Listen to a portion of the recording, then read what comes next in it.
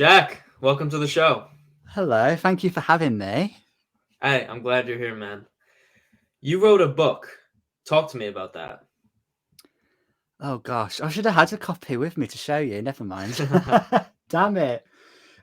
So I released my book 4 years ago now, in 2019, and it's called Being the Best You. And it's all about positive thinking, mindset, spirituality, uh, personal development, a little bit of sort of mental well-being, self-care, all the things that I'm very passionate about as a person, really passionate about. So all of that was sort of fed into being the best you. And it's quite a journey. I spent 3 years writing it. So whilst I was I'm not sure what you call it in the US, but I think you call it college. Yes. Yeah, you call it college. We call it university. So when I was in university, which is your version of college, I was writing Being the Best You alongside my studies. So as you can imagine, because I was studying sort of had to come first. So the book had to be on the back burner for a while. So it took me quite a while to write it because of that. But it was a real sort of labour of love because it allowed me to sort of pick it up and put it down again, and maybe I'd go for months and not write anything at all, and that really allowed me to sort of experience life in between, I guess. Right. So that was such an amazing journey, and to actually get it into a physical form, into an actual book, felt it's really hard to explain how it felt. It felt unbelievable because it was an idea for the longest time. I had no plan of writing a book either, by the way. Um, it came very much out of the blue. It was something that I originally sort of did for me, like to help me and to give me sort of tips and information for the future. So I actually started the book by writing down notes on my phone, on my iPhone. Okay. Literally just notes on the notes section, notes on like positive thinking and notes on just things that would help me in the future if I ever had like a bad patch again, like a down day or a bad patch. So inspiration really. And then it sort of just the notes just turned into more notes. Then I sort of thought, well, this actually could be something that could be out there for people to see. And that's how the book was formed. So it was really random. It wasn't anything that I planned. I had no writing background or anything like that actually. So it was very much completely out of the blue, and it just happened very organically over those 3 years, and then it was released in 2019, and that's been the best you in a nutshell. Yeah. That's awesome. What was the process like during that 3 years? Because I know a lot of people who write, that people call it Mhm. writer's block, like you're trying to Yeah. write, but the creativity just won't flow. What's your experience with that? Yeah, for sure, 100%. It is, you do get a lot of uh I get a lot of like creativity blocks as well. So I have times, and I have it a lot now in my life as well, where I'm very creative, and you probably have the same thing being a very creative person yourself, where we have those ebbs and flows, right? Where we're really creative, we have lots of ideas and we brainstorm and it's amazing, and that's really lovely. And then we'll have times where we're not so creative, and the blocks are there. And that happened quite a lot with the book at times, where I would go down to write, and just not a lot was coming out, or I'd only manage to do maybe like a page or a page and a half. And then on other days it would be, I mean, I still remember it really well, where it would be like, oh, I've done like 2,000 words, and it's just been so fast. It's there's lots of ebbs and flows, I think, when it comes to writing in general, actually. um and I think it's all about taking in those creative bursts and those moments of when they do come, because they can come in really random times as well. um I don't know. Some people actually write better in different like locations. For example, some people like to be around people, music. Some people go to coffee shops to write their book or whatever they're writing. Um, Ironically, I absolutely love music and I love having a playlist on usually, but when I'm really in the moment and writing, I find the music to be quite distracting actually for me. So I have nothing. I'm just sort of just there doing it, and I don't have any music on at all. I think it's different for every sort of person, really, depending on what your creative outlet looks like, I suppose. Right. Yeah, I know when I journal, sometimes I'll put on, those like meditation Oh yeah, kind of background music that they have on YouTube. So I'll usually yeah, throw that on. I'll put that low in the background just so I could, because it yeah. kind of, I feel as though that, as opposed to, just listening to a song with lyrics, it helps me flow pretty well. Hmm. And yeah, I feel like for a lot of the times for the creative outlets and the creative endeavors that you're working towards, it's you can't force it. Like if I have an idea to record a video like when I'm walking or something, I can't if I'm not in the mood that day or Yeah, like I don't I'm not in I don't feel that good, like yeah. I can't force myself to do it. It has to be in that moment Hmm. where, I step outside and I'm like, "You know what? I'm feeling pretty good right now. Let me just pick up the camera and do it." And then it just That's flows it. from there. It's mindfully, And isn't it? It's in the moment.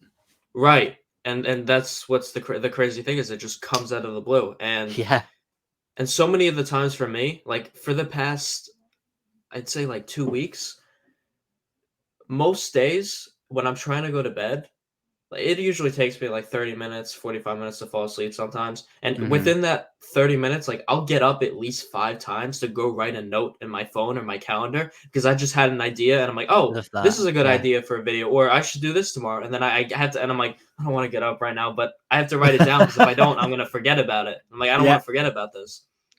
Yeah. I totally relate to that as well. I think it is in those moments, it's where you're about to go to sleep, or it's where you maybe are asleep, or it's in when you're in the shower, or it's really random times normally where you get, like you just said there, you get that sort of inspiration or that, oh, I need to go and write that down, or I need to go and think about this thing or this person that I want to speak to, or it's, I think it's about really like taking those moments and really just grabbing onto them if you can. Because I find they really come and go as well quite a lot. Like we'll have patches and times where we just aren't that creative. And I'm sure you've experienced the same because you can be creative for a really long time and then there can be, things happen, don't they? Life happens, right? Life gets in the way. Of course it does. Always. So it's really about taking those moments and I think enjoying them and just utilize them to the best of your ability, really. Yeah, and I was talking about this with someone, and there's this theory where, if you don't grab onto that idea when it flows into you, it like how you could think about something at night and then you don't take action, you don't write it down, and then in the morning or the next day you just completely forget about it. So there's this theory that if you don't latch onto it, then it's going to go to someone else, and then that Mm. person then has the opportunity to latch onto it. If not, then it's going to go to the next person. Wow, that's interesting. Yeah, I totally feel that as well. Oh. And so there was also what was it, a journal too? Yeah. Um, so that came out in three summers ago now. So in August 2020 during the COVID pandemic. So that just very naturally sort of happened as well. It was a really nice thing to do during lockdown. Um, it really was because obviously in lockdown we just had so much time on our hands, didn't we? Everywhere around the world, US, UK, Yeah. everywhere. It was the same all over. There's a lot of time on our hands to just, well, do with it what we wanted to, really. I mean, and for me, putting it into the journal was really useful. Um, Essentially, the journal was really the doing part of being the best you. So, being the best you in terms of the book was reading and sort of learning, I guess, and hearing about positive thinking and all the different topics like that. And then the journal was really putting it into practice. So, I mean, like setting goals, for example, loads of different things like that, like personal development stuff, right? That you can do in a journal format. So that was that. And it sort of just, it complemented the other because it was really about a follow on in terms of, so you've read Being the Best You, and then in Being the Best You, the journal, you can actually put what you've learned into practice, hopefully, um, which was really nice to do as well because it was a lot less work for me as well. Yeah. So I could turn that around in I don't know, maybe it was like 6 months or something like that, because, compared to a book, it felt like a walk in the park, Right. um, compared to writing a book, which is just, completely different level.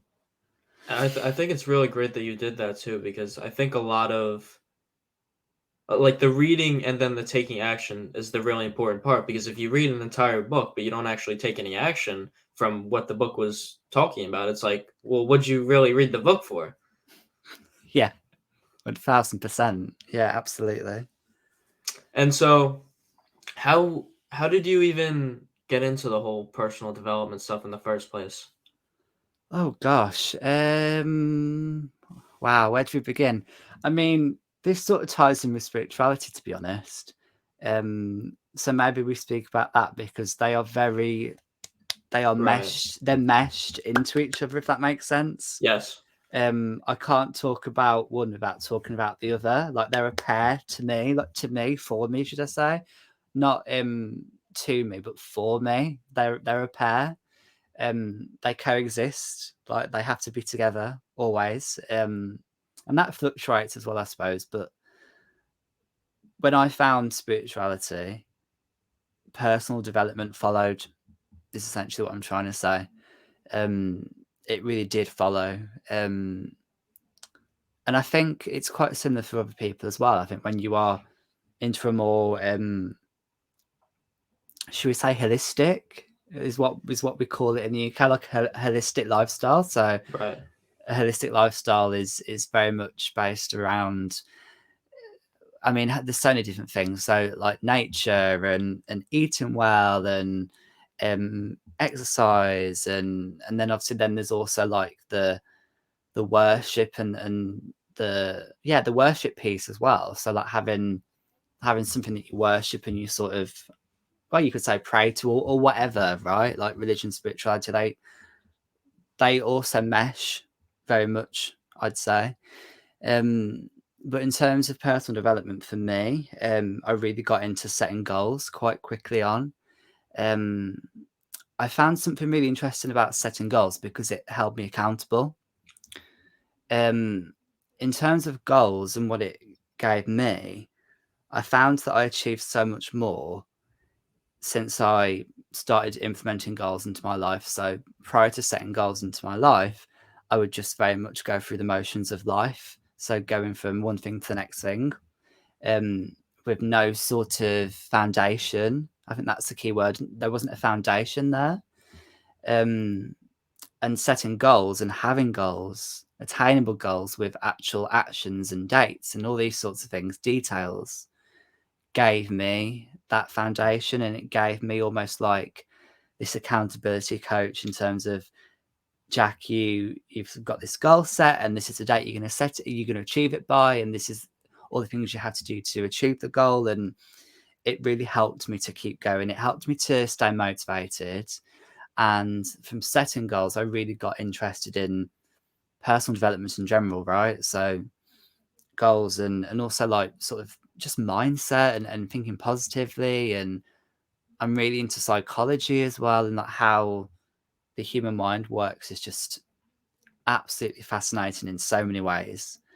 And I think when you can understand that more, you really unlock a lot for yourself as well, because then you get to reflect and realize, so this is why I do this, and this is why human beings operate in this way. And I don't know, I was saying it to somebody today that human behavior really fascinates me on such a deep level.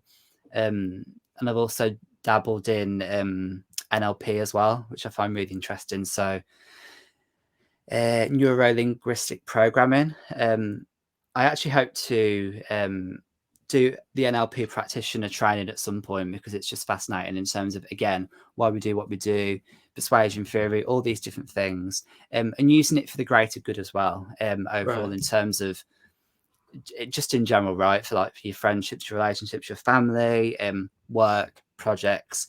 We really can use those things in a really profound way, I'd say. That was so long-winded, but yeah. Can you define, what would you say, neuro-linguistic? Can you define what that is? Yeah, so I've only had Well, it's been again, NLP has been in my life as well for 7 years, on and off. What do you mean LP? What's that? Uh, so that's the Neuro Linguistic programming. So that's NLP, and NLP essentially, it's really interesting. It's something that every single person has come across without realizing it, if that makes sense. It's the really subtle sort of mindset and behavior, and it's really really interesting because it really helps us to understand why we do what we do. But not just that, it can actually be an amazing opener in terms of improving so many different things in your life. So again, relationships is the main one, right? Because even if, we, I don't know, like live alone and we just want to be by ourselves, we have to have human connection really in order to thrive, right? In order to thrive, we do.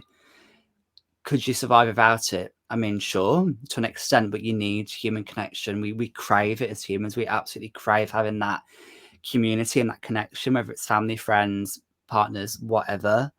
Um, so if we can find ways that are going to help us to, I guess, live in harmony with people in a more deeper way, it's going to be really beneficial. So that's really what NLP has given me. I would like to train in it because I've got a few friends that have trained in NLP. You can be like an NLP practitioner. And then I think if you do, you can do even more and then you can become an NLP master, which is really cool. So definitely things I want to explore in the future because, like I say, it's to begin with, it's just useful for you to enhance your life, really. And then you can enhance other people's, which is obviously the goal, isn't it, for everyone? I mean, Right. hopefully. Exactly. When you were explaining it, it kind of reminds me of the subconscious mind. Yeah. If you're like, is it very similar to that, or is it essentially the same thing, or is it different? It's honestly, it's working with the subconscious in a very dynamic way. So it pretty much is that. And that's why I said that most people will sort of be aware of it and sort of do these sorts of things, but they just don't have the label for it.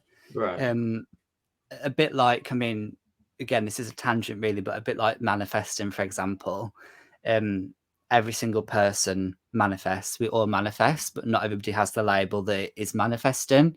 So it's those sorts of examples really. We're doing all of these things, but we might not be doing them in the way that's going to benefit us. I'm not going to say it's the wrong way because, again, that's just a label again, isn't it? Saying right or wrong, it's just Yeah. a label. So I'm not going to say it's wrong, but it might not be the most beneficial way for you. So yeah, Right. Yeah. I'm thinking about it as, when you said manifestation, I'm thinking about it as, you're not consciously manifesting more negative things or people into your life, but there's things that you're doing that are doing that, even though you're not planning on doing that. Does that kind of sum it yep, up pretty well? that is 1000% right. And Okay. again, I mean, I'm sure we'll get into it, but before I was on a spiritual journey, I manifested all the time, but I just didn't realize I was manifesting because I was not manifesting the results that I wanted to have. But again, subconsciously, I was absolutely manifesting, but it was not in a way that was serving me or my highest good, um, or the highest good of anybody else concerned either. So, yeah. Right. It's a very interesting concept. What is energy work? Oh, so wow, what subject? Energy is everything, and everything is energy, which is just, it's not even a riddle either. It's just complete truth. Everything is energy. Um, I mean, I'm just looking at things in my, like, everything is energy. So like whatever we're looking at right now, right? Whether it's a screen, whether it's anything like a solid piece of furniture, anything has got energy in it. Um, and that's incredible because even if it's just something that you see in your house, that's like a solid piece of wood, Hmm. for example, if we could tune in to its frequency and really tune into it, you'd hear something, you'd hear and see something, you'd see energy, you'd hear energy. And that, I feel like so often we feel that energy is just in people and animals and things that are alive, right? And things that are living, like plants, animals, humans. Absolutely, there's energy in all of that. But there's energy in everything. And because of that, we can get very overwhelmed and we can get very, put it this way, energy can absolutely be amazing for us and frequencies can be amazing for us. There's so much science on sort of binary beats and different frequencies of sound and energy, which can be so good for meditation. They can be so good for stimulating the mind. They can be really good for helping your creativity as well. But then sometimes energy can be quite overwhelming as well. I'm not sure about you, but I pick up on energy and I feel it and I can't help it. And I've been this way now for quite a while, and it's a great thing. It's a blessing and sometimes it's a curse because I can't switch it off. Sometimes I don't want to be able to feel the energy because it can be quite a lot to feel it.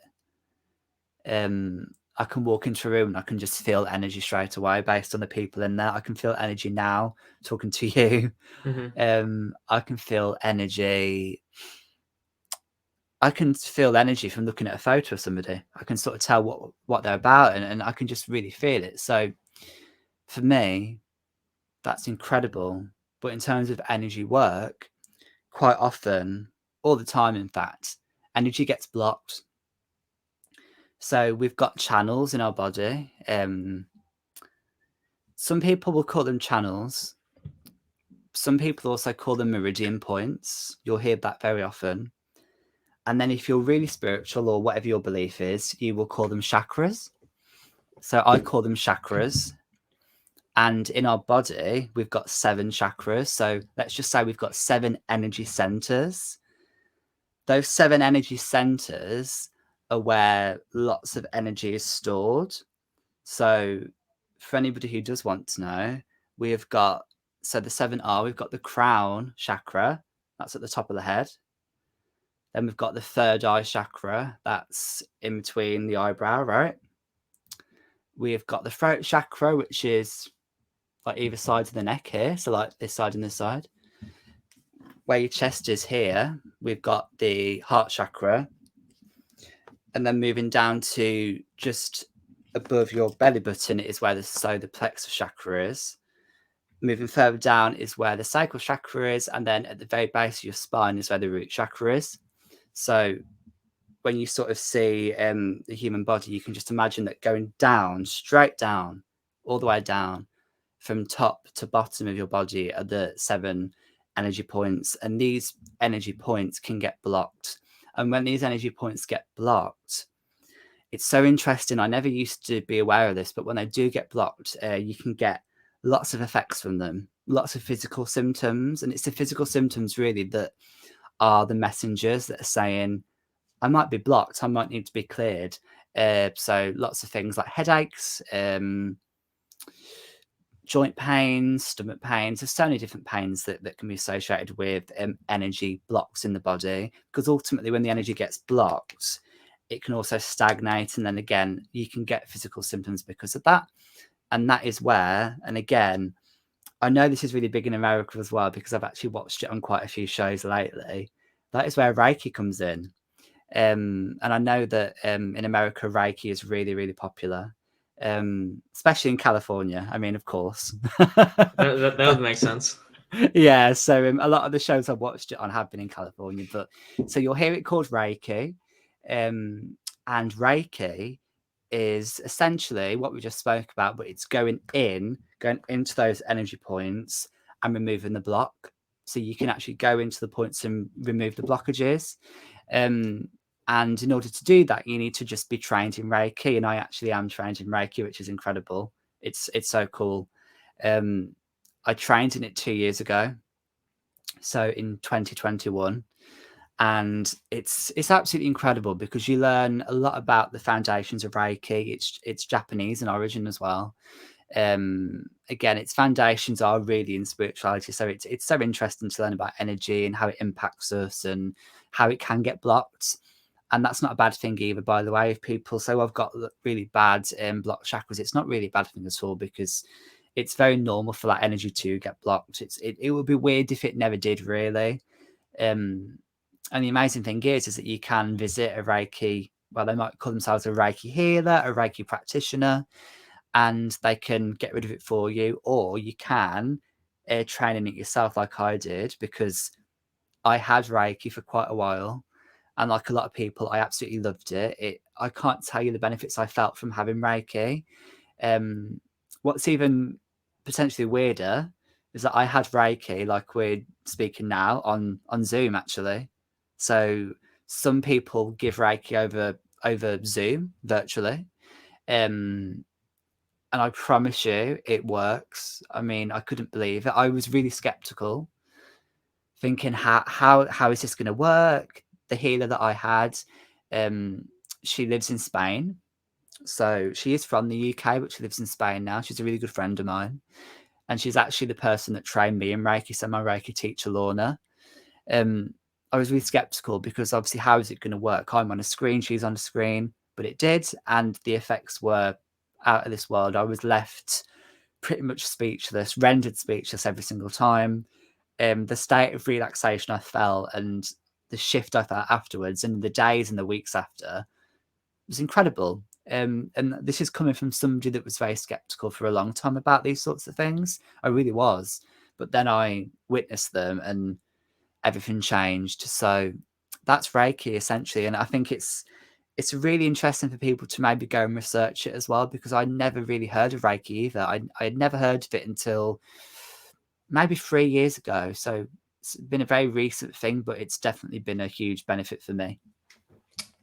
I'm sure it's a lot of information, but is there any way you can kind of sum up how the process works? Yeah, sure. Unfortunately, I can't actually say what happens just because I've now trained in it.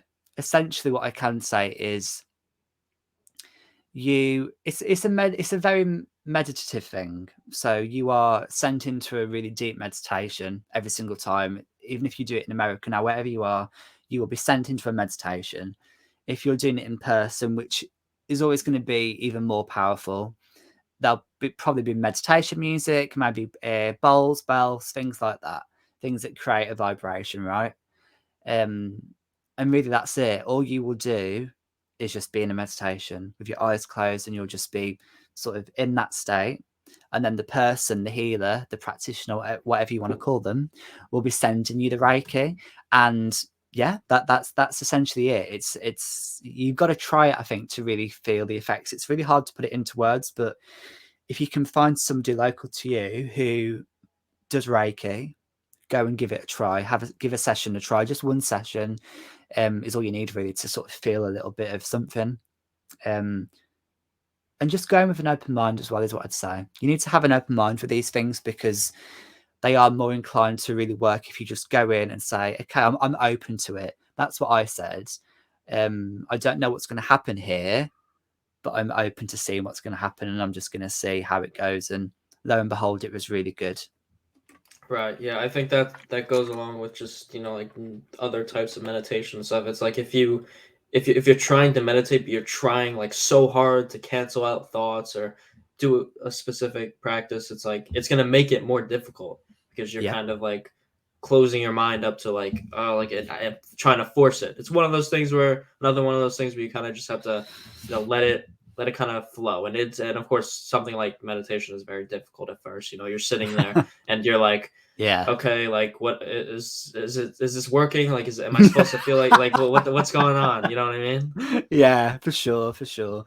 It's a really good point as well when I think sometimes as well, we panic with these sorts of things because we think, oh well, I'm not really feeling anything. Hmm. And honestly, that can be true. And what's really interesting as well, just as a sideline, if you do train in Reiki, I now get to give Reiki myself, as in I can give it to myself. Right. So you can give Reiki to yourself if you train in it. So I don't have to pay for it now. Yeah. I can go into meditation and I can activate it. I'll say that. That's what I can say. I'll activate the Reiki. And you're taught how to activate it, by the way. And the only reason why I can't say is because when you do it, you'll realize why I can't, if that makes sense. Hmm. But yeah, I can actually give Reiki myself to myself, and I actually can give it to other people, but I don't really, to be honest. I sometimes give it to family and friends, but I haven't for a while. I might at some point, but for now, I just like to use it on myself and have it in my toolbox, I guess. Right. Yeah, that's really cool. When you were kind of deconstructing the chakras, the third eye is something that like people talk about all the time. Yeah, Do the you third do, do eye. you want to kind of like break that down? Yeah, sure. So the third eye is one of my favorite ones, actually. Actually, my favorite one is the solar plexus. So I can't remember every single one off the top of my head, but with the solar plexus, that is related to self trust and sort of inner belief, like inner belief in yourself. So that's amazing. And then the sacral chakra as well, which is really interesting for people to be aware of, is related to your. So it's the center, it's the energy center of creativity and sexuality. So we're all sexual beings, right? Every one of us. Your sexual energy, as in literally physically, is stored in your sacral. Brad, for me and you, obviously, it's the same for women as well. But when I give this to myself, and if you give it to anybody else, you have to hover over it because the center is just by our groin. Hmm. As you can imagine. So Right. it's you sort of that center where your groin is, right? That is your center of creativity and also sexuality, which I find really interesting. So that's where that energy is stored. Again, I never even knew that before this, but sorry, I did derail that. Going back to No, it's the thanks. Going back to the third eye, it's one of my favorite chakras because it's completely related to your intuition. Your intuition is everything. Your intuition is your inner GPS. That's what I like to call it. Um, you know what? I actually can't take credit for that one really because I stole it from a really good friend of mine, Haley. So Haley taught me that it's sort of she always calls it the inner GPS because essentially it really is. Your intuition is the thing that if you really listen to it and allow yourself to really hear it, it can guide you to exactly where you need to be and when you need to be there, and it sort of just aligns everything. So your third eye is such an important chakra because your intuition or your you could call it your inner wisdom, your inner voice. Some people call it a gut feeling, whatever word you have. Again, it's all labels, isn't it? Again, Yeah. I think this whole podcast, that's what I really want to get across really, that all these things are just labels. It's about how it feels to you. So your intuition, that gut feeling, that feeling in your stomach, whatever words you have to associate it with, it's essentially that thing that helps you to see, oh, I've got a really weird feeling about this person, but I don't know why. Or I've got a feeling that I should choose this option. Well, that's your inner wisdom, that's your inner voice within. And so often, sadly today, we're just bombarded, aren't we? Constantly. I mean, look at social media, for example. Social media is there all the time. Our phones are there all of the time. And that's why it's so important that we listen to our intuition. But in order to listen to it, we need to get quiet. And to get quiet today isn't as easy as it once was. So, in order to do that, in order to really listen to it, it is recommended that we do things like maybe meditation or anything that is meditative to you. So, anything that really allows you to just be here now in the moment. You love nature. I know. I really love nature too. Nature is incredible. Going out into nature and being in nature is a great way to open up your intuition. So often you'll be in nature and you'll have things come through and you'll have sort of just thoughts come through that maybe or probably would not have come through at all if you would have been in, I don't know, let's say a busy like shopping mall, for example, right? Or in the city, it just wouldn't have come through because you're being bombarded all the time by noise and by people and by just life all around you. So unfortunately, with your intuition, with the third eye chakra, so often it really won't shout, it will whisper. I always say that it whispers. It's the inner wisdom that really whispers softly. And I actually posted about that today on my Instagram. And in order to hear the whisper, you need to get quiet to hear the whisper. It's not going to shout and scream, sadly. You really need to listen to it because so often we don't. Um, and so often I've ignored my own intuition so many times because I've just not allowed myself to hear it. Right. I don't Yeah. I don't did you want to continue? No, go for it. No, okay. So I was talking about with my buddy Gabriel, who I did a podcast with a few weeks ago.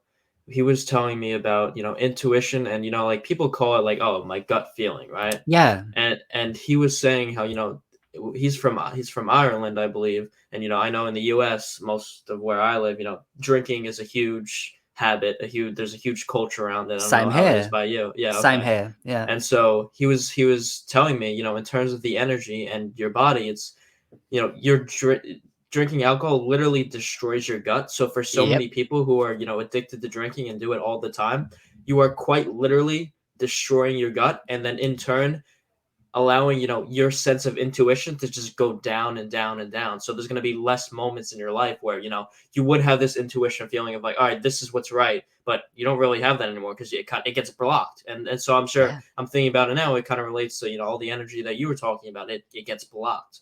Yeah, it does. And that's a really good point in terms of um, things like alcohol, and other things on that sort of, I mean, toxin route, I guess. With alcohol, it's such an interesting one because naturally it's a depressant. So naturally, and I'm not, and again, it's really interesting because for me, being spiritual, the more spiritual I become, the less I want to drink alcohol. I've never been somebody to drink a lot anyway, but now it's just like few and far between. Um, Even just drinking sometimes will just actually make me feel anxious later on. And that is so normal because it is a depressant, and a lot of people aren't aware of that. And sadly, when we have those sorts of things, it's just dampening our intuition even more. Imagine the intuition to be like a fire. There's just water being poured onto the fire. It's not completely going out, but it's dampening and dampening and dampening. Because sadly that's just how it is with that, because it is a depressant, it's a toxin, right? Um, so it's a really good point that your friend made, because it's totally true in terms of intuition. Like I said, just it's such a gentle, almost delicate thing, and that's why so often we can't hear it, because it's really gentle. It doesn't shout. It's really really gentle. It speaks softly, and if there's loads of noise around, you're not going to hear that. You're not going to hear the whisper. So you need to remember to really try to get quiet. And like I said, there's so many things: meditation and nature, and just doing something mindful will, you'll be surprised how many unexpected little thoughts pop into your head that you'll think, oh, where did that come from? Mm, I didn't expect that today. Well, yeah, because you know why it came today, because you allowed it to, and you allowed the space as well. That's the thing, you made space for it to come up. If you're constantly filling your life with noise, noise, and noise, and just so much excess, which of course in the Western world now, more and more we do that, of course we do, um, you're not going to be able to have that space. right. Yeah, Uh, uh, take me back though, in terms of we're talking about spirituality, but yeah, how did you said it kind of started with your personal development as well, but how did you discover, because I know for me, it was during the pandemic where sure. I had time to myself, and I stumbled across these concepts and dove into it a little bit more, and then started to incorporate practices into my life. But how did that Yeah. how did that all start? Oh my gosh, it's interesting. So I'm 25 years old now, and 7 years ago, when I was 19, I had a spiritual awakening. Um, there's no easy way for me to say it, Brad, other than I had a spiritual awakening, which Hmm. is in itself sounds, oh my God. But it's true, I did. So it's interesting. It's my seventh spiritual birthday, and I actually do celebrate them as well. Next month, which is crazy. So I'm 7 in spiritual years next month. Uh-huh. I'm 26 this August in age, but in spiritual sort of sense, it's been 7 years of being on this journey, which is just unbelievable. It doesn't feel like 7 years. It feels like, I think when you're spiritual and when you find it, should I say, because I mean that's another thing in itself. So often I've said that to people and they say, well, we're spiritual always and we always have been, and that's such a good point. But in terms of when you find it, normally you have to like sort of come to it. It feels like it's been forever. It's really hard to remember life before being spiritual because my Mm. life is a polar. Gosh, it's a polar opposite in terms of what my life is like now and what my life was like when I was 19 years old in 2016. So, to cut a long story really short, in 2016, when I was 19, I was not in a very good place in terms of my headspace, in terms of my mindset. I didn't set goals. I wasn't spiritual, right? I really want to paint that picture. I really wanted to convey that because I don't want to sound like I was like this before then, because it's a real big difference. I Mhm. wasn't into positive thinking, for example. I used to see like positive quotes and mindset stuff and just make fun of it Mhm. and not be interested and think, wow, what a load of rubbish that is.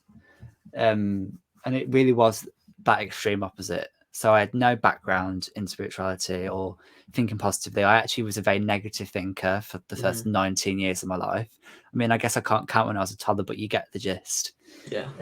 Pretty much I was a negative thinker throughout my teenage years, let's say, right? So 13 to 19 were not good years for me at all, due to being a teenager, coming out as gay, dealing with that, being in, a school that was not accepting of that back then in the UK. Absolutely not at all. Um, I was just a very negative thinker. I had no sort of self-esteem, not a lot of self-confidence at all. I had no confidence, to be honest. So things were just in a pretty in a bleak space. But I also didn't realise that. I don't think because I'd been like that for such a long time. I felt Mm. like I was totally fine because, as I've said to people before, when you've done something for such a long time, it just becomes your normal and it becomes something that you're completely used to. Even if it's wrong or not good for you, let's say like thinking negatively and like having that sort of negative attitude, that negative mindset, it doesn't matter because you've done it for so long. It just feels like, yeah, this is okay. This is normal. I didn't know any different. That's, I think, the important thing here. I didn't know any different. So I'd only experienced that. So for me, it was just everyday life. That was it. That was fine. And then one day, it's really funny because it happened in the most sort of weird way. And every time I tell this story, it never gets old. It's such a weird one. But I was very sick. So you guys call it sick, don't you? You Mhm. say we're sick, yeah. So ill. I mean, we say ill here, but same thing. So I was very ill and well, whatever you want to call it. At home, I had quite a high temperature as well, and something about having the high temperature, that was really a big part of the awakening. I actually believe it was something about the high temperature sort of did something within me because it's not that I hallucinated. It wasn't really that, but I actually heard something. So let's just say I was in bed. I wasn't very well. Um, Out of nowhere, I guess, I heard my own inner voice speak to me. So you could call it your inner voice, right? That voice, the inner voice, like we were talking about earlier, the intuition, the intuition. Mhm. Prior to this point, I had never heard that voice before because I hadn't connected with it. So I thought, oh my God, I was completely like, this is weird. This is weird. Like, I was like freaked out by it because it was like, what's going on? Like, what? It sounded like me. And the only way I can describe it is the voice sounded like my voice, but it didn't sound like me then. It sounded like a different version of me. It sounded like a more self-assured version of me, if that makes sense. Like a more confident version, right? Somebody who was really sure of themselves, as in the opposite of what I was like back then, 7 years ago. So that was just like, it completely got my attention. I was listening loud and clear, loud and clear. And the voice essentially told me that I really needed to stop this. I needed to stop. Yeah. And I laugh because it was so sort of it was so sure of telling me that I had to stop. And it makes me laugh now because it was like so extreme. And I was like, okay, like what do I need to Mhm. do?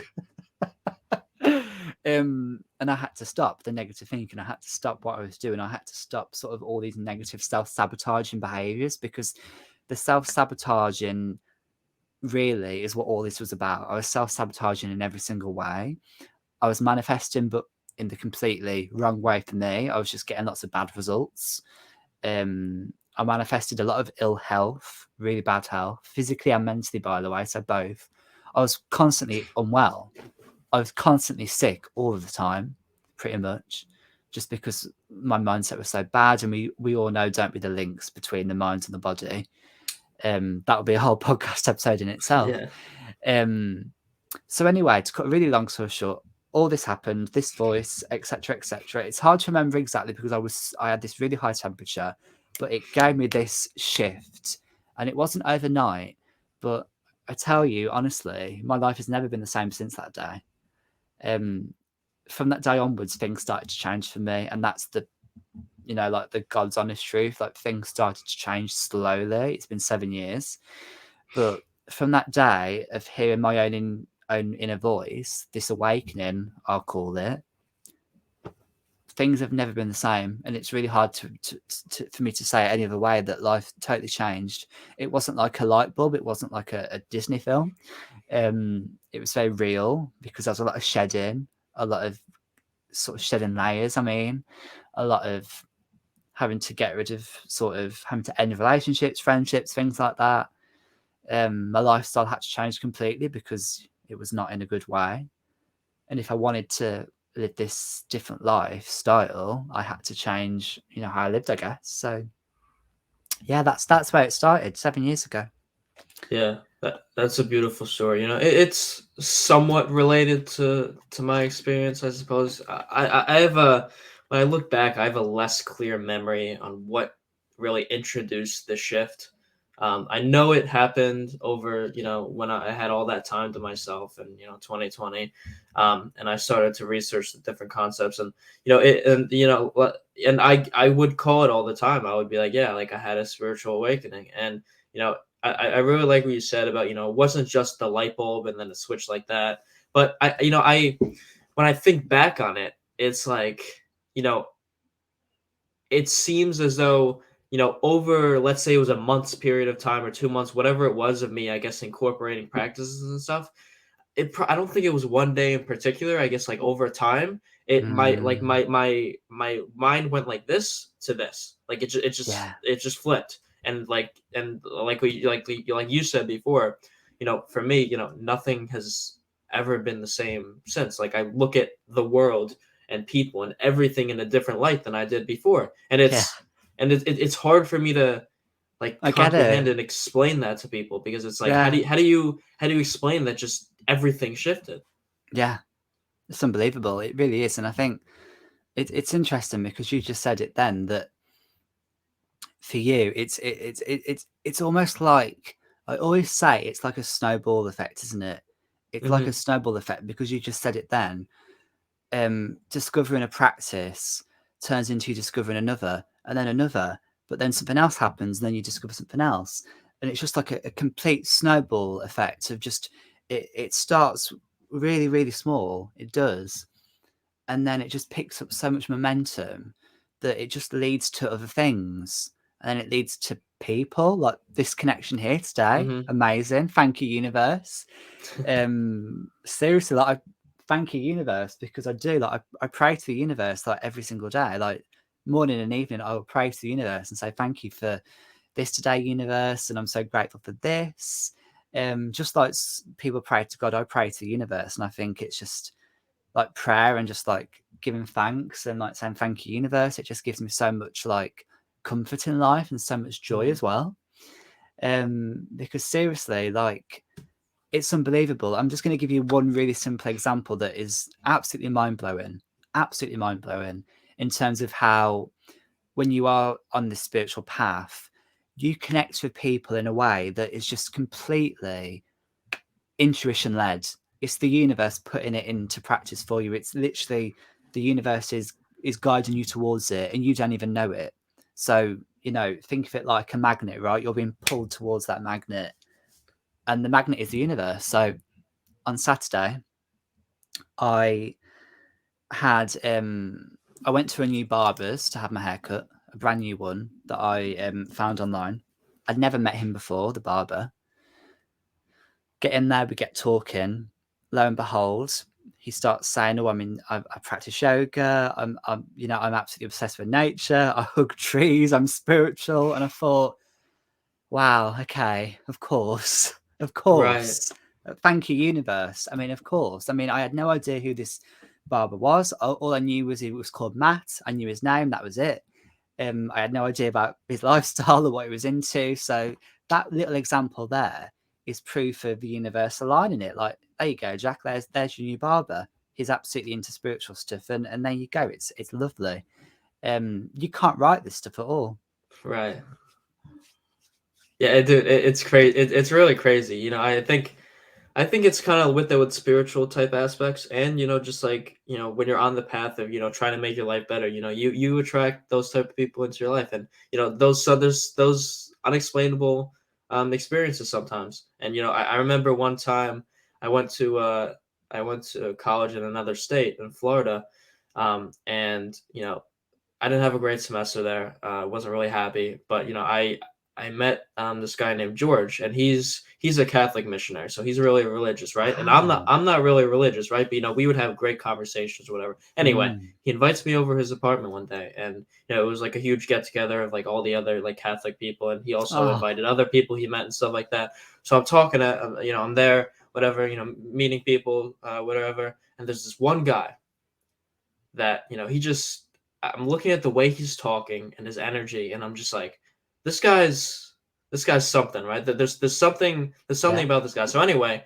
we're just going throughout the night. There's probably a total like I don't know, like 20, 25 people there. There's Hmm. a lot of people to talk to, and what there gets to a point where I wasn't really in depth with conversation with everyone, but there gets to this point where I'm on this side of the room, and that guy happens to be right next to me, and he turns to me, he's like, "Hey, what's up, man?" We start talking or whatever, and he's like, "Are you religious?" And I'm like, "No, I kind of like I'm like into this and this spiritual aspect or whatever." And he's like, "Yeah, you know, I felt I do this, and I'm into this," and I'm like, "Dude, that's like the exact way I think." And so from that day on, it was just maybe I did a podcast with him, and we became really good friends. And it's Wow. like he's like who would have known that you would, especially in that aspect where there's like Yeah. mostly only religious people, and Hmm.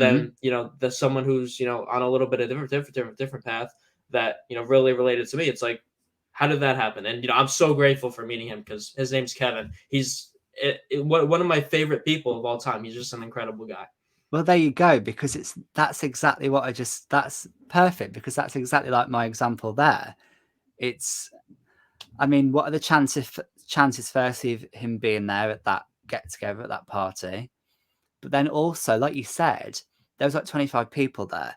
So there's never going to be enough time to speak to everybody in depth. Mm, There isn't. You'll probably speak to 2 or 3 people in depth.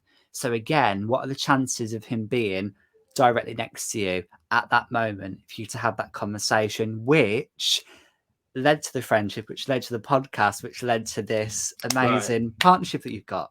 So think of it like that. All of these things had to be put into place by the universe to make that be. And it only happened that way because you had that energy that was ready to receive it as well. You were ready to receive that because you were in that energy flow, just like I was on Saturday with the barber example.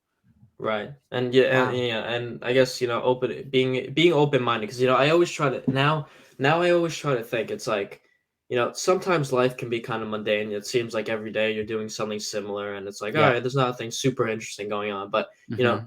you whether you know it or not, and it's better to be conscious of it, but just wake you up every day, and thinking like, I I might be going to the same place today as I did yesterday and stuff, but I don't something incredible, something beautiful can happen today. Like, you never Yes. know which day you're gonna wake up and you're gonna go to work or whatever, and you're gonna meet that person, or you're gonna make that connection, or that amazing situation is gonna occur. You never Oh, know. that's such a beautiful way of living as well, though, because like you just said, it can almost make the mundane not be so mundane. Mm, And how beautiful is that? You know, right. because every day is a gift. Every single day is a gift. I mean, every day is a gift, and it's also not a given either. I think that's what we have to remember. Hmm. It's so easy to think that, oh, it's a given, isn't it? It's a given that, you know, like me and you, we're young, we're fit, we're healthy. It's a given that we're going to wake up tomorrow. But guess what? It actually isn't. It Yeah. isn't at all. It's a gift. Every single day is a gift, and we just have to be grateful for the gift of life, right? Right. And yeah, I mean, like you were talking about before and what you just said now, about gratitude. Like sometimes, in my life it's been sometimes difficult. Like sometimes a negative situation happens and it's a little Yeah. bit difficult to be grateful for it. But, Hmm. in the long run I can always look back at the negative situations and be like, all right, I'm glad that happened because now I learned this and I'm in this place, right? Yes. And it's just, being able to be, I suppose, grateful for everything. The perceived good, the perceived bad, even though those are just Mm. labels, just everything that happens. It's true. And I think, like you said then, it's almost about being grateful for the lesson as well, because there's always the lesson in it. I think, you know, we can be, if it's an amazing thing and an amazing day, we can just be grateful for the gift because the gift is incredible. And then if it's not so good, right then and there when it happens, you will not feel grateful. And guess what? You're not supposed to. It's totally fine. Like you just said then, you reflect later on. It could be a month after, it could be a week after, it could be a year after. You will find something to, even if it's not to be grateful for, essentially, it's what have I learned from this situation? Because Mhm. let me give like let's most generic example. I don't know, like a job didn't work out or a friendship group broke down. We've all had those situations. Like a year later, you sort of think, oh, so that's why that had to happen Mm. for me to meet this group of friends. And that's why that had to happen for me to go and get this new job because this new job is perfectly aligned to me. And this new job makes me really happy. So that's why the old job had to break down. See what I mean? Those two examples, it's always about what's the lesson within it because there's always something. You have to sometimes dig, but there's always something. Right. I couldn't agree more. Jack, I really appreciate you coming on today. It's been a great conversation.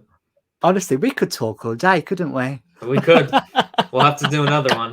Thank you so much, Brad. It's been a pleasure. Thank you for having me. It's Yeah, been where can amazing. people check you out? Yeah, so that would be amazing if you can. You can go to my Instagram. So it's I am Jack Walton.